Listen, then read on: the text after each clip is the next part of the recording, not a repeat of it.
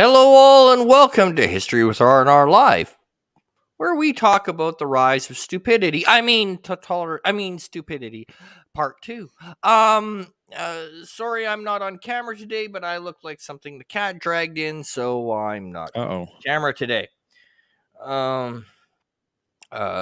Although, I'm gonna put an early plug in for this before we get on this. Do tune in Friday because if you think Canuck's a nice person, you're gonna find out I'm not.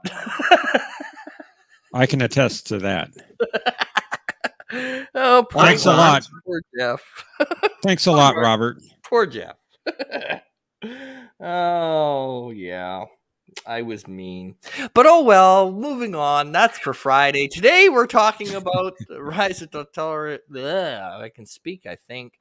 The rise of stupidity. We're just going to call it the rise of stupidity because that's what it is. The rise of stupidity.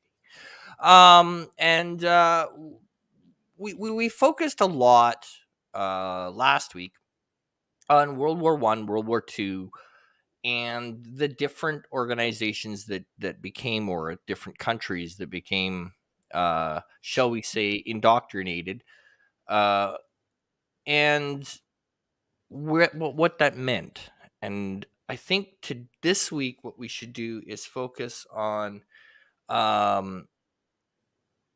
why not because when we talk, especially Germany gets a lot of flack. We can never understand. We're always sit there going, well, why would a whole country allow this to take place? Why would a whole country allow this to go on? And what we don't talk about, and the reason that we ask these questions, I think, a lot, is because we don't cover the entire history. We just go, well, they took over and then things went bad. Yep. Which is not exactly true. There was at least in some portions, the mask of things returning to quote unquote normal. And therefore you earned the respect, you got the trust, and then you just kind of went and jumped the shark. Also, this time I will pick on Italy a little bit, and but I talked a lot last time, so I'm just gonna let everybody else talk for a couple minutes. Well, you never talk, Robert. I'll start. Go ahead, Ryan. Talking first. All right. Well, yes, Italy deserves to be picked on a little bit because, in regards to fascism at least, Italy was the world's first fascist state, starting in the early 1920s and eventually falling apart during the Second World War in 1943. Although Mussolini, the fascist leader at the time, didn't meet his end until the end of the Second World War. I think he and his mistress were strung up by the Italian people. Yes, but Italy was the foundation of fascism in Europe. Hitler, good old Adolf, saw Mussolini as an inspiration, as someone to emulate, because Mussolini took power in a revolution, marched on Rome with his black shirts, I think they were black shirts, and took power. Now, good old Adolf tried to do the same thing in Munich in 1923. He failed and was given a light sentence of, 5 years, of which he only served 9 months in a cozy prison or jail. It wasn't even a prison, in a cozy jail in Landsberg for a charge of treason. Could you imagine getting 9 months in a cozy jail, folks, for a charge of treason? Usually the punishment for treason is but because the judges and the courts were sympathetic of the man's cause, he was given a light sentence. But yes, Italy really does deserve the blame for planting the seed of fascism in Europe. Well, also, But fascism is only one side of the coin. We also have to talk about the other side, which is communism. Yes, but also Mussolini. One of the reasons that he was able to gain power, because realistically, the Italian military could have put down the putsch, quite literally. The problem was Italy was already in a situation where they were struggling. Their biggest struggle was against Rome. A certain city called Vatican. But anyway, so the Vatican was always anti-government. Very anti-government. And this caused problems because every single time you had a government in, the Catholic Church stood against it. Well, in that area, the Catholic Church has a very, very large sway. So one of Mussolini's first acts as El Duce was the signing into existence Vatican City. It was Mussolini that gave Rome and Vatican City all of its rights that it enjoys today. It was El Duce Because that made Vatican City its own country. Yes. Well, historically, before Italy came into an existence as a country in the mid to late 19th century, the papal see, that is the Pope and the Vatican, had control of a good chunk of central Italy, and they had that direct control for a good few centuries. So when they lost all of their power and their influence, when Italy became one united country again, they were naturally hostile to the Italian monarchy as well as to all Italian governments because Italy had robbed them of their sovereignty. So I can see why they were pro-fascistic. And other things, but yes. So what the first thing he did was he got the Catholics on side because it was like, okay, we'll give you this. You just say that we're good. And the Catholic Church went, aye, aye, Captain. And hence we have Vatican City. It is one thing that doesn't get blamed on El Duce. But it is because of something. It was one of his first acts was getting the Catholic Church on side. You'll see that later on with another certain leader and some financial donations to certain papal sees. But that's another story for another day. Okay, carry on. I'll shut up now. Alrighty then. Well, although Italy laid the foundations, folks, it would ultimately be a second-rate power. Basically, Italy, throughout the 20s and 30s, was the weakest empire in Europe, while Britain and France Britain and France mainly, because Spain had its own problems leading to the Civil War. Germany was practically broken in the interwar periods, so they didn't really have empires. So it was Britain, France, the Soviet Union was going through its own problems and massacres and such. But Italy, fascist Italy, was an attempt by Mussolini to rebuild this Roman Empire of old, taking over Ethiopia and putting down rebellions in Libya, as well as conquering Albania to ultimately try and take Greece, which he failed. I mean, Greece wasn't a big power at that time, folks. I think it was late 1940, early 1941. Italy attacked Greece, united the Greek people who had been deeply divided in the interwar years between the First and Second World War. And in brief, Greece handed their asses to Italy. So, in regards to Italy, it is essentially a weak power. The fascists were good at bringing order to Italy, dealing with the Catholic Church, as Rambling Canuck said, as well as taking down the mafiosos who made a massive comeback when the Second World War ended.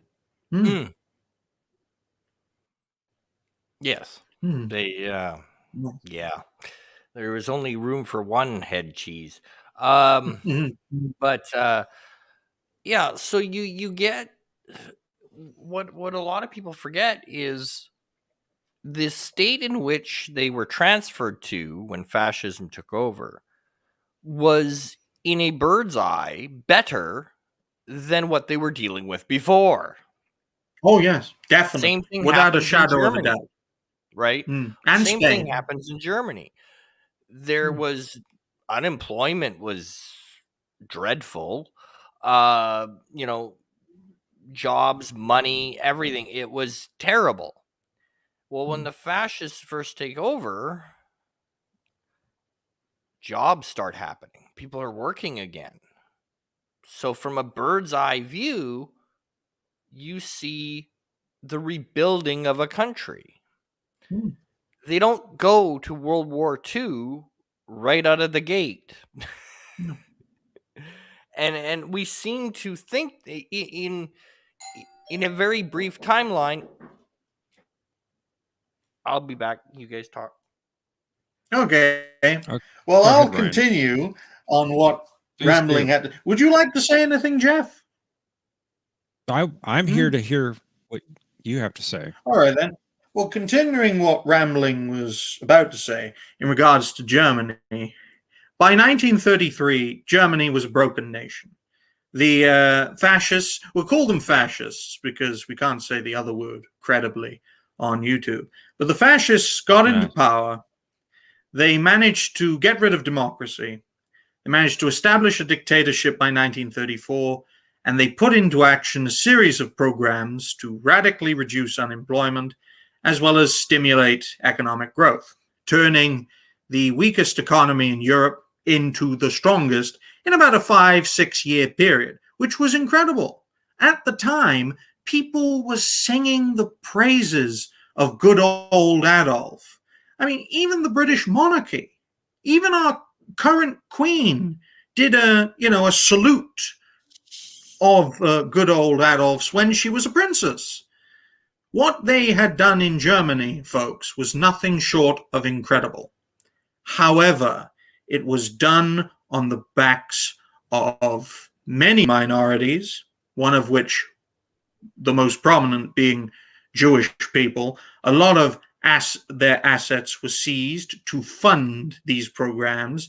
A lot of their shops were boycotted and in some cases destroyed, of course, highlighted most of all by the Night of Broken Glass, also known as Kristallnacht, in which German people and to a certain extent German authorities broke into Jewish shops, robbed Jewish stores of all their valuables and homes as well, killing people in the process.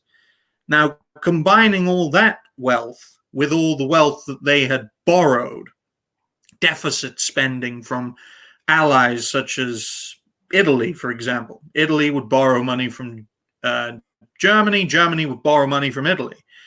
And then from that, you had this peaceful, prosperous Germany. But it came at a cost. Now, they couldn't afford to keep borrowing this stuff. So they had to pursue a plan of living space, Lebensraum, basically conquering neighbors, taking over their land, and using their resources and people. Now, originally, Lebensraum was designed to go into Eastern Europe, Poland, Romania, Bulgaria, and European parts of the Soviet Union. But in the short term, it was actually Poland, Denmark, Norway. Of course, Czechoslovakia had been conquered before the Second World War. but it was Poland, Denmark, Norway, and into France and the Low Countries. So it didn't go exactly as according to plan. In fact, ladies and gentlemen, the Germans were incredibly shocked when they managed to penetrate through France and take it that quickly. I mean, nothing short of incredible. But anyway, they had a plan, they put it into action, and up until 1941, the end of 1941, they had achieved what they set out to do. Now, nowadays, and I think Jeff would agree with me on this, politicians don't keep their promises, folks. They never do. But you No, see, they don't. the fascists and the communists, when they say they're going to do something and they get into power, they do it. They are some of the most, for all of their faults, and they have many faults, they have killed millions of people. For all their faults, when they say they're going to do something, they're going to do it. They are the most honest and most principled political figures I am aware of, not like our current politicians who are the complete opposite. They say one thing, get into power, and then they don't do it. So when they tell you, when the fascists tell you they're going to invade your country, you better believe they will invade your country. So I was just explaining about the rise of Germany, rambling, continuing your point, and how fascists and communists, when they say they're going to do something, they're going to do it. No, and I think he's Robert gone had again. to step away again. Yes. Yeah. He's a busy guy. Well, let's move on then to explain the rise of communism. Now, communism has its roots in the Soviet Union. I said that before. Today, that's Russia and most of its neighboring countries. Now, communism's rise didn't really take place until after the Second World War, claiming China in 1949 after a long Chinese Civil War, and then claiming other countries, Eastern Europe, because it had been conquered by the Soviets, as well as parts of Africa into the 50s, 60s, and 70s, Cuba and Vietnam and all those places. Basically, the communists are still active today, folks. They've infiltrated our government, certainly in the West. You've got the main ones in China, North Korea, Laos, Vietnam, actual communist governments. But you have people who are sympathetic to communism in our governments. I mean, Canada is a classic example.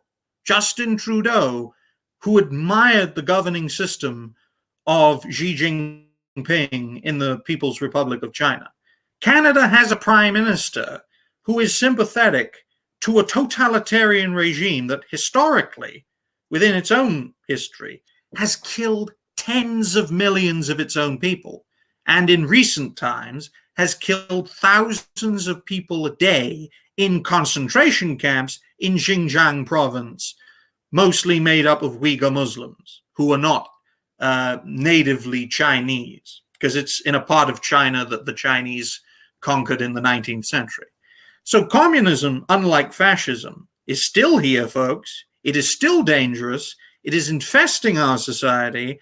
And that's why you see all those funny-haired people with the dyed hair screaming about political correctness and social justice.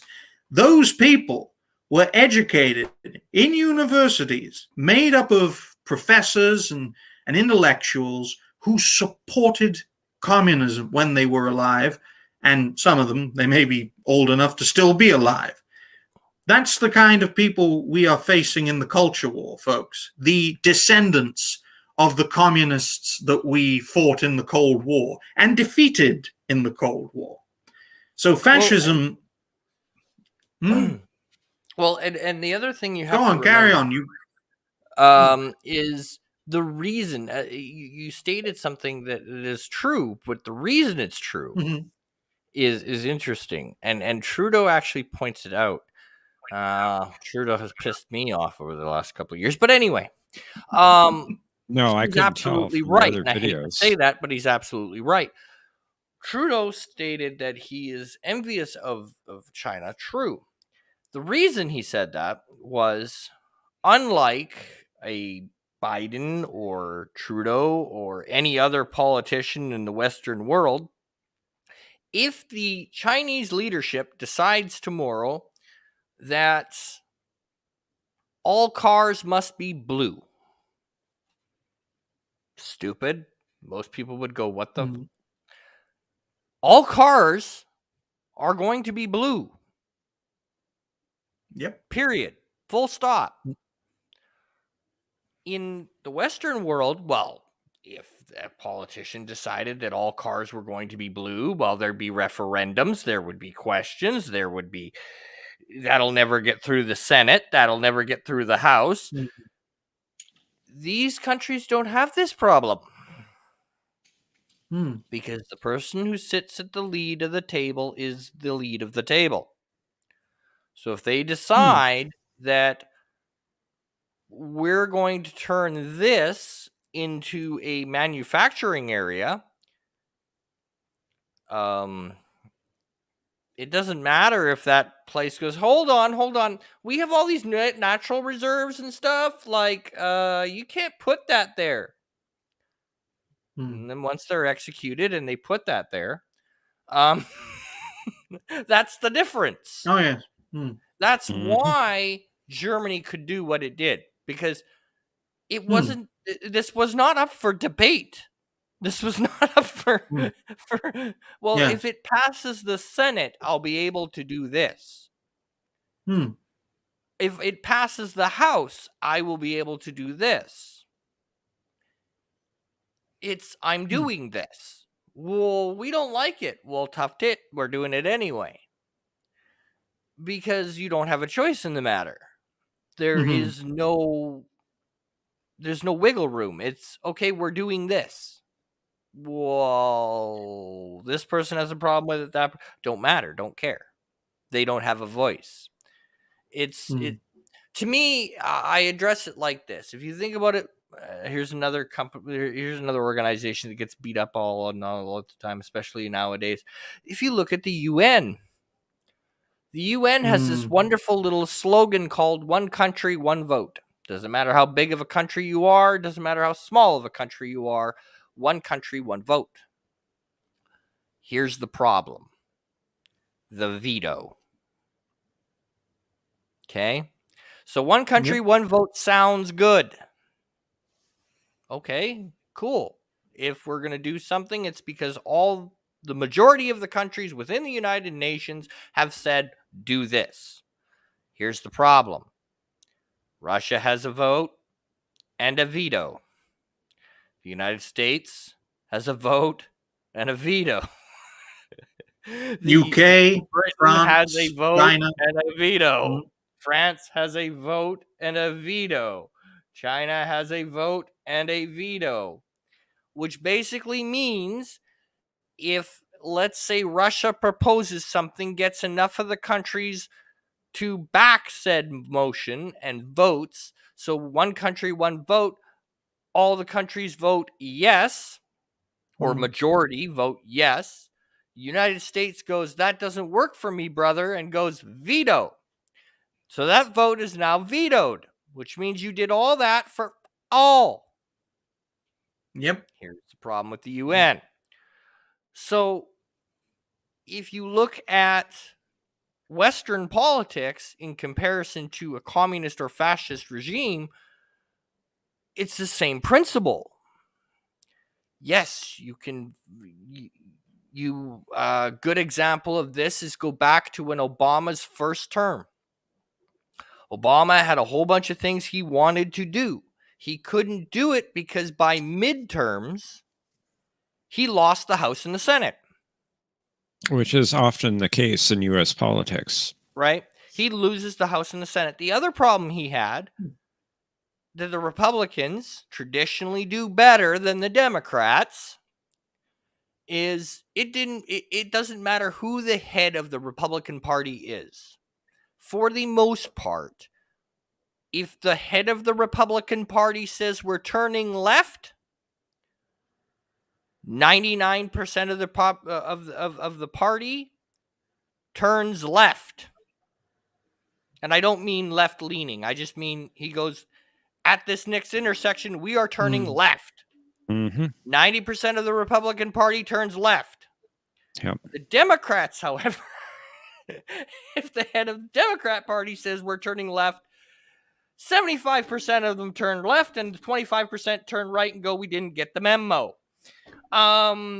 Which also makes it hard for a Democratic president to do anything because he has to get his own party to agree with him, whereas a Republican leader does not. Republican leader, 90% of the time, not all the time, but most of the time, says, we are doing this. And the Republican Party goes, yes, sir. Even if I don't agree with it, yes, sir. Sometimes I think those percentages are opposite. But... Yeah. Now, modern politics has gotten weird because that used to be the quote-unquote standard operating procedure for the parties. It's starting to change, which is very scary. But anyway, so that's the problem with democracy. Churchill, for all of his faults, Churchill said it best. Democracy, the worst way to run a country unless you consider all of the alternatives. Yes.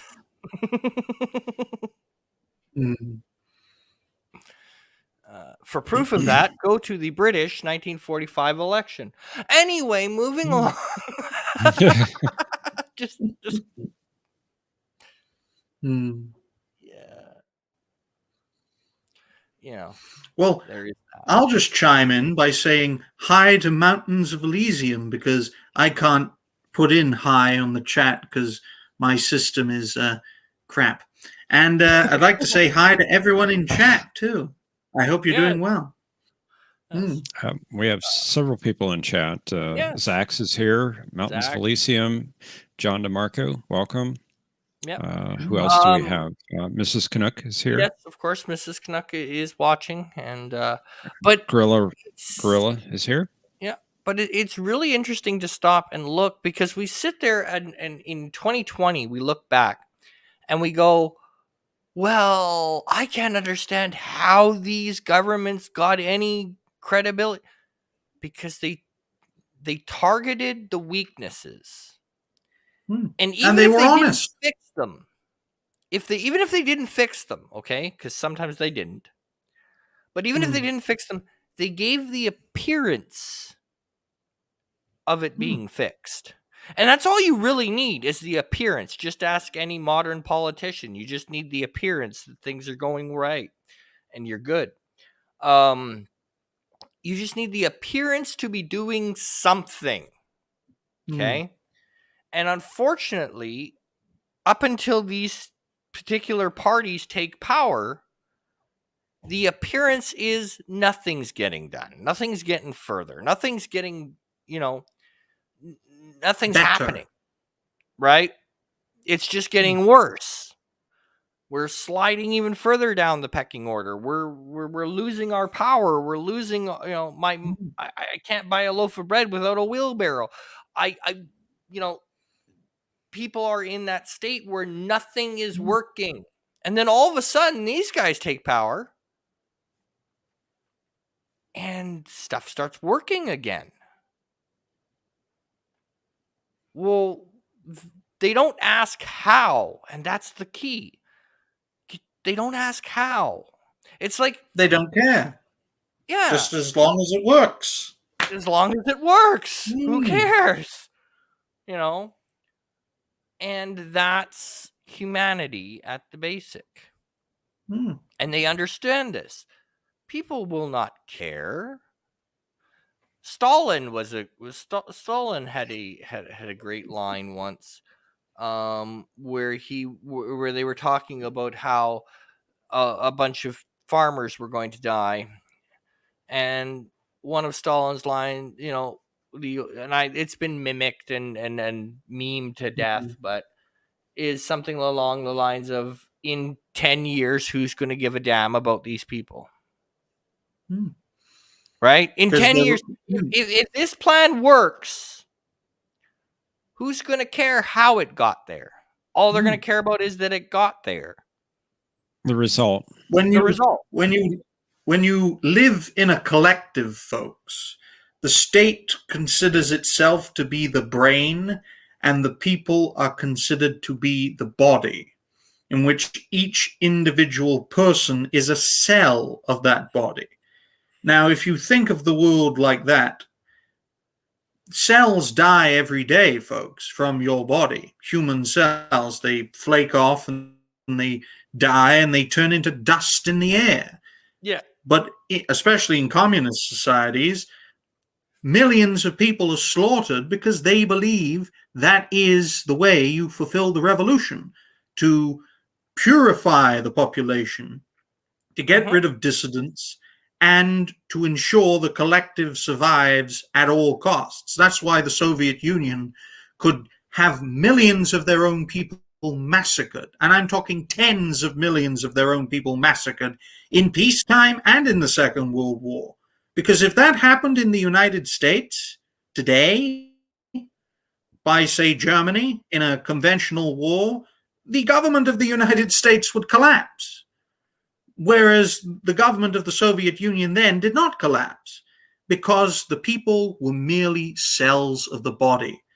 In that kind of terminology, Germany had cut the Soviet Union's arm off. Well, the Soviet Union just grew another arm and punched them right back in the fucking face. Yeah. Oh dear. And not only that, but here's the key. If you lived where these atrocities took place, you knew about them. If you didn't, you had no fucking idea.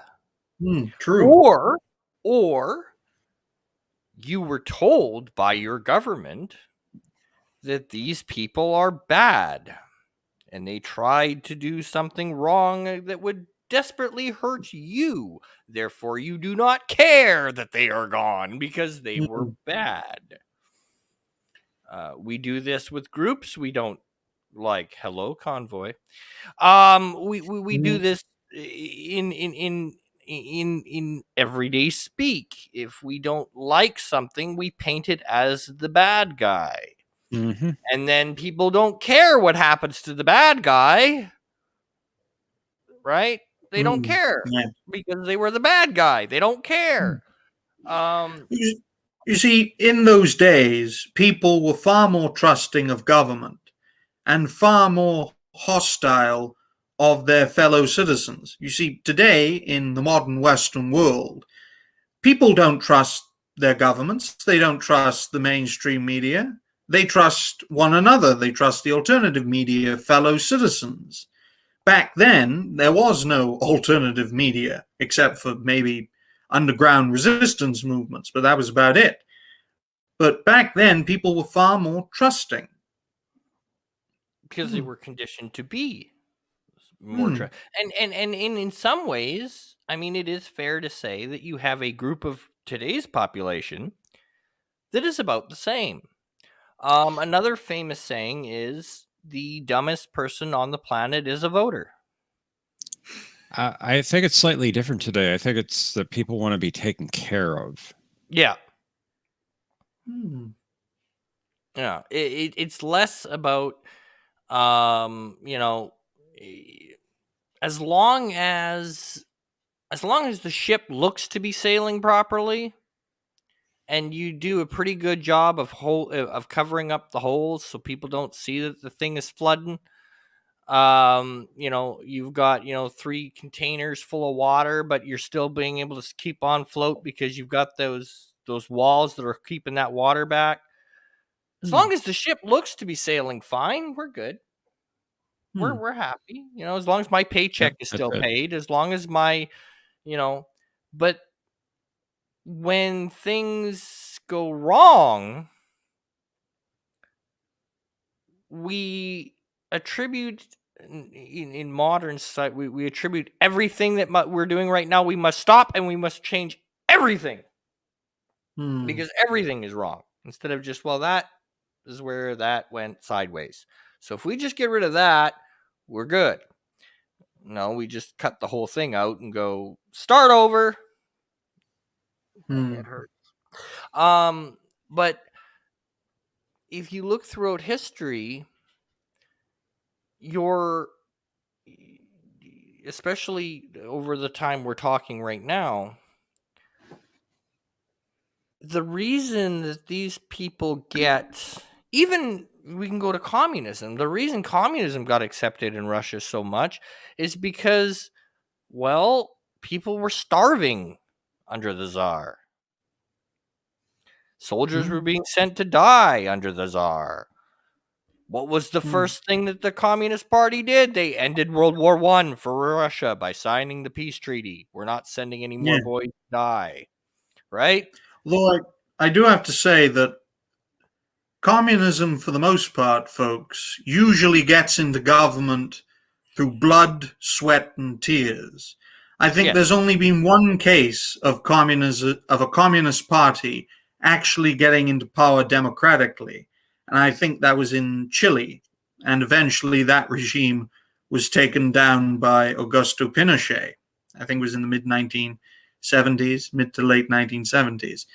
So fascists can get in mostly through violence, but also through democracy, as we see with Germany and Italy. But in most cases for communism, they do take power by force. When they took over the Russian Empire, they left the First World War, you had the Civil War, and they ultimately won that Civil War. Yeah. But again, sorry, go ahead, Jeff. I was going to say, I don't think we heard what you said, Robert. Oh, yeah. So the way, all the things you described, how they gain power, is the exact same way they keep it. Blood, sweat, and tears. And fear. Lots and lots of fear. Because here's the thing. Like I said, these type of political powers do not take power without a calamity. Okay, there has to be a calamity first. So the government was stealing all the money, siphoning it off into bank accounts, or going, people were starving, whatever. The economy sucked, whatever, what have you. Okay, give me, name your calamity. There you go. That's why they got in.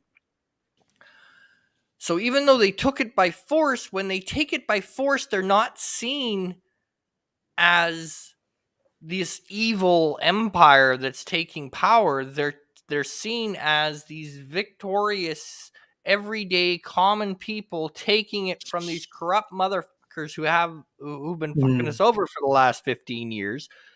Therefore, they are seen as the victors and the good guys. Again, the old good guy, bad guy dynamic. But then what happens is they keep power the same way. Because when they do something and people go, well, maybe we shouldn't support these guys. The immediate thing is, well, do you want it to go back to the way it was? Because the way it was kind of sucked. And then people go, well, yeah, he's got a point there. Right? The fear of it returning to chaos. Though I do have to say... Oh, wait, Jeff, you go first. I find what Mountains of Elysium said in chat rather interesting. In Ireland, one government party actually claimed that the previous government policy ruined the country and they needed to be in power to fix it. They were the previous government. Yeah. Hindsight's 2020. Yeah. I'm sorry, Ryan, go ahead. What I was going to say is, we know how these regimes rise, and to a certain extent they are rising again, not as totalitarian, but as authoritarian democracies, especially because of the lockdowns and the restrictions. But these regimes fell apart, ladies and gentlemen. The fascist regimes were destroyed during a time of conflict, during a world war, and the communist regimes, most of them, not all of them, but most of them, were destroyed from the inside out because the fear had stopped working. People were no longer afraid because people would pretend to be paid, and in return they would pretend to work. And that's why ultimately the Berlin Wall came down. The communist world was exterminated because the people that served as the foundation for it, they lost all of their fear because they had nothing left to lose. All they had was courage. And most of these regimes collapsed peacefully. Some of them fought to the death, like in communist Romania, where the leader, Ceausescu, basically ordered his military and his secret police to wipe everyone out. Now, his secret police obeyed him. Thankfully, the army did not, and that was brought to an end without mass casualties. But most communist regimes, folks, rip themselves to shreds, either economically or politically. Now, we haven't seen that in China because of not just the massive crackdowns, but because of emerging and new technology that is also being employed in the West to keep people in line. Social credit scores and what was the other one? Online banking, digital banking, folks. Digital banking will rob you of the ability to have financial independence. Why? Because the authorities could simply take money out of your bank account so long as they have permission from the bank. They label you an extremist, which is such a vague term nowadays. They can just take all your money. That's why I'm personally in favor of physical currency. But yes, these regimes have been destroyed before, and hopefully we can destroy them again in the present day and in the future. Well, here's the thing. Mm-hmm. The other thing that you have to remember is it's not only that the people just when we've lost everything, what the hell? As far as, in my opinion, now I'm going to separate this from actual history to my opinion. The fall of the USSR started the day Stalin's heart stopped beating.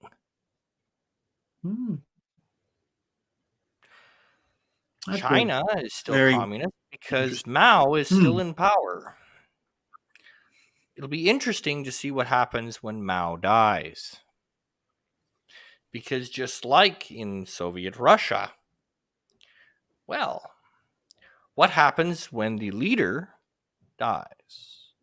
The power grab. That's true. Soviet Russia started falling apart the minute Stalin's heart stopped beating. Because the person who takes power after Stalin immediately discredits Stalin. Because he has to be seen better than. Because the last thing you want is your people going, I really do miss that Stalin chap. Things ran better under him. Right?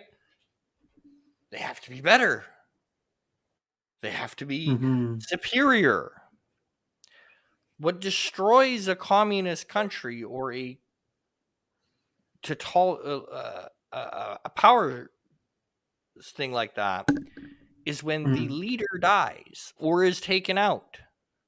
Then everything crumbles because there was a pyramid. There was a person on the top, and there was, people that were kept in line by the person at the top.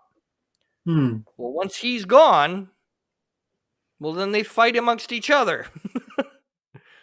And then it's jockeying for position.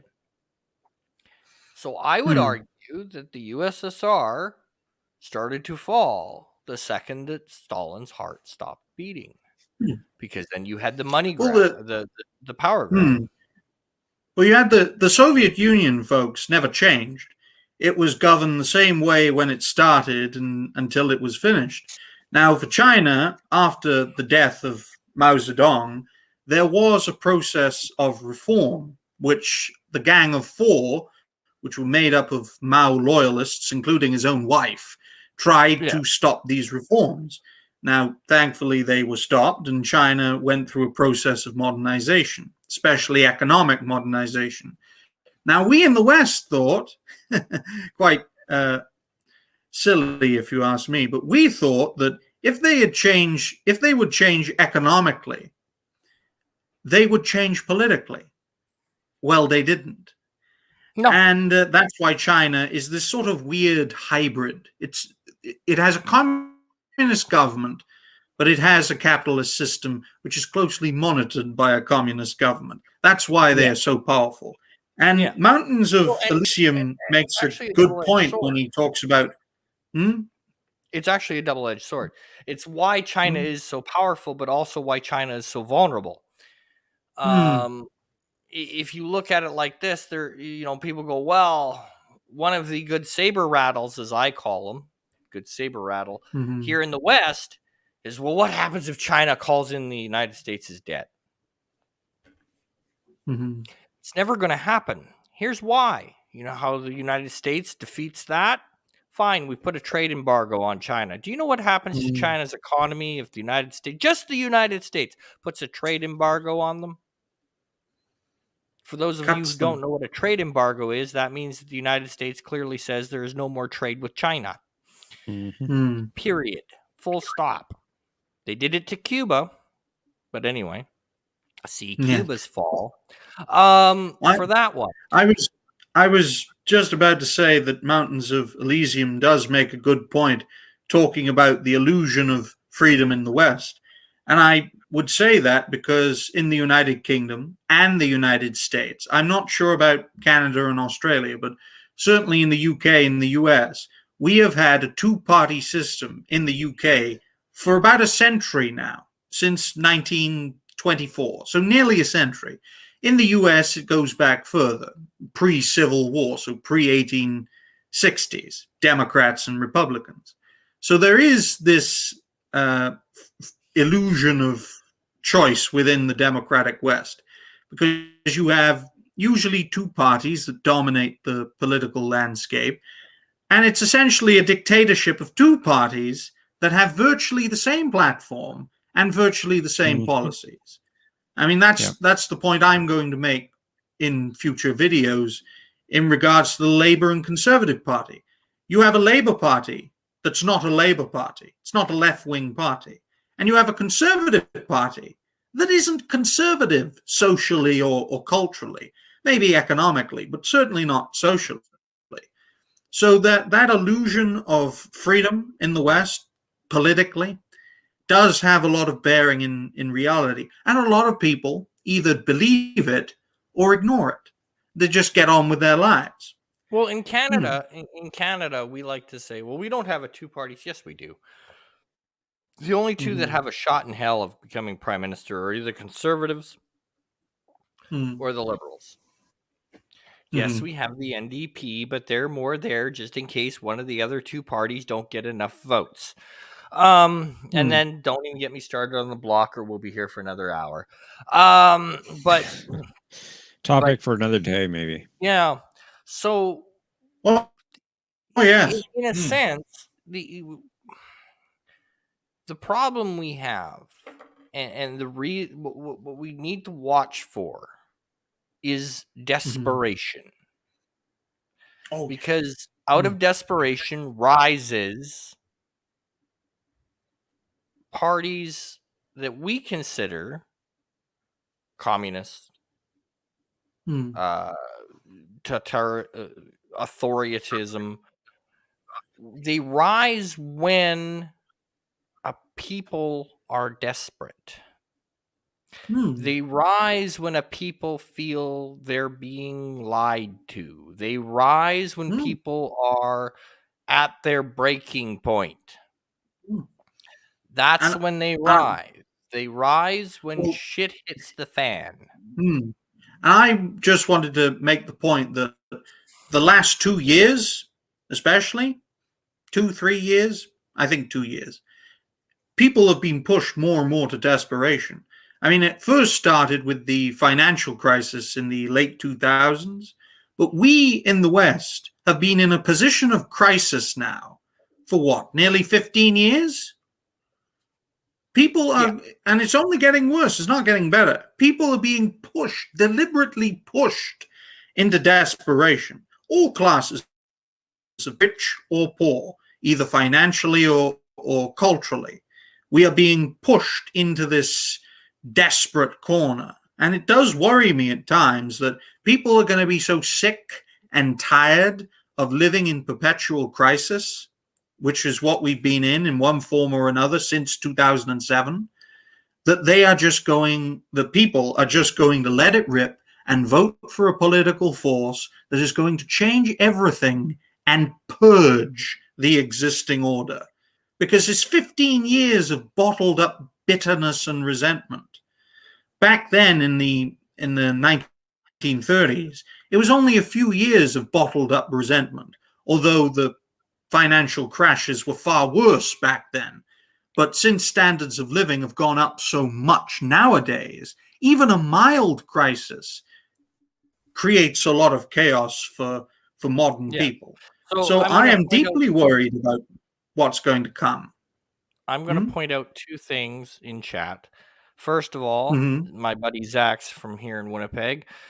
We had that Jack Layton run with the NDP, and yes, you were absolutely right. Jack Layton was about as close as the NDP are ever going to get until they get another Jack Layton. Jack Layton could sell ice to Eskimos, but that's besides the point. And then Mrs. Canuck says, I still can't believe Ryan was born 2 years after I graduated high school, floored and old. But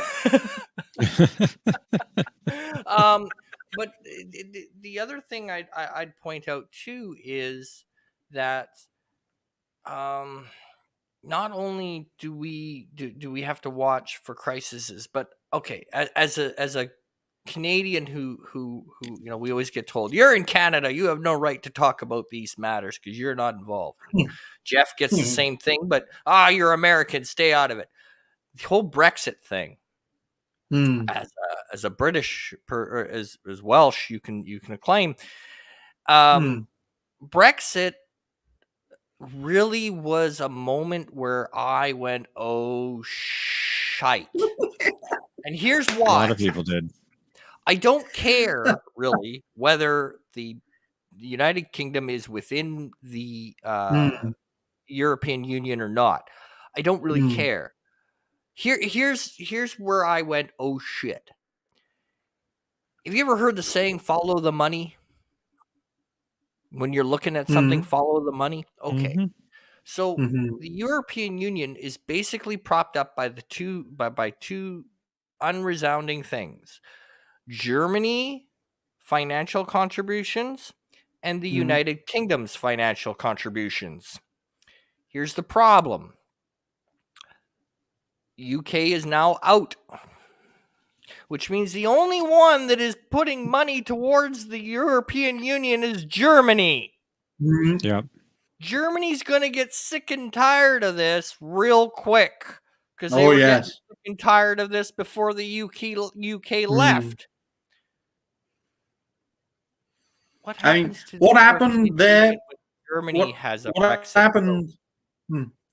Well, you're going to see a lot more of a nationalist sentiment coming out of Germany.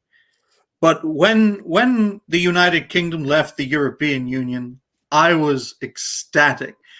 23rd of June, 2016, the day after my 17th birthday, guys, and I was ecstatic. I was literally the only person saying we're going to leave in my college, in my politics class. We're going to leave the EU. Everyone laughed at me. Everyone thought, no, we're going to stay in. All the political parties, almost all of them, major and minor, except for two, UKIP and the DUP, which is an Irish unionist party. All the political parties, Conservative, Labour, Liberal, the separatists in Scotland, Wales, and Northern Ireland, all of them, bar two minor parties, campaigned to stay in, and they lost. The political establishment lost on that day, and they spent 4 years, 3.5, 4 years trying to reverse the decision legally, and they didn't. Thank goodness. Because that was the day, ladies and gentlemen, 23rd of June 2016, when the establishment lost to the will of the people. And it served as a catalyst to get Trump elected in November of 2016. Like dominoes, because people were sick and tired of the political establishment telling us, the people, what we can and can't do. Now, of course, I think there's some truth to that. Take care, Mrs. Canuck. Oh, yes. You have a good day now at work or whatever it is you do. But yes, and it's only getting worse because the establishment fought back in the late 2010s and into the 2020s because they got kicked in the balls in 2016 and they punished us with 2020 with the steal, with the lockdowns, with the tyranny. You think people aren't going to respond to something like that in maybe 2023, 2024? Yeah, maybe. Because the more the establishment resists or fights back, the more the people will want their say, whether it's nationally with massive referendums or locally, local people setting up local organizations and taking power in local communities. Because a lot of these big political parties, folks, they get their power from local communities. So if local parties got in, say, I don't know, Canuck, you're from Manitoba. Say there was a Manitoba local party that campaigned for local issues for Manitobans, and they ended up running Manitoba. And then you've got the Quebecois. They stand for Quebec. In a sense, they're a Quebec local party. And you have all these local parties taking over the regions, and they work together, take the power away from the Liberals and the Conservatives, and set up a coalition government made up of Canadian local parties, made up of all the states. A nightmare. Oh, yeah. You'd have a nightmare. Bloody effing nightmare. You'd have a nightmare, but they wouldn't be in power. A nightmare would not be prime minister. Terrible, terrible biblical proportions. But I will end it there. I have to go. I've got to get some things done here. My landlord's here. Okay. I gotta get some stuff done with my son and a whole bunch of other stuff. So my day is crazy. But with that, my love, Mrs. Canuck, has left us, but she has 2 streams this evening, one at 6, one at 7:30. I hope you all will check those out. I know she's really trying to build up and get the views back and all that good stuff, all that good YouTube stuff. So if you could take a peek, that'll be awesome. They especially when they play spades, that should be fun. Mark will get his butt kicked again, and we'll get to hear some very, very choice words from Mark. But from Mark, no, yeah. So with that, folks, I'm going to say thank you and good night.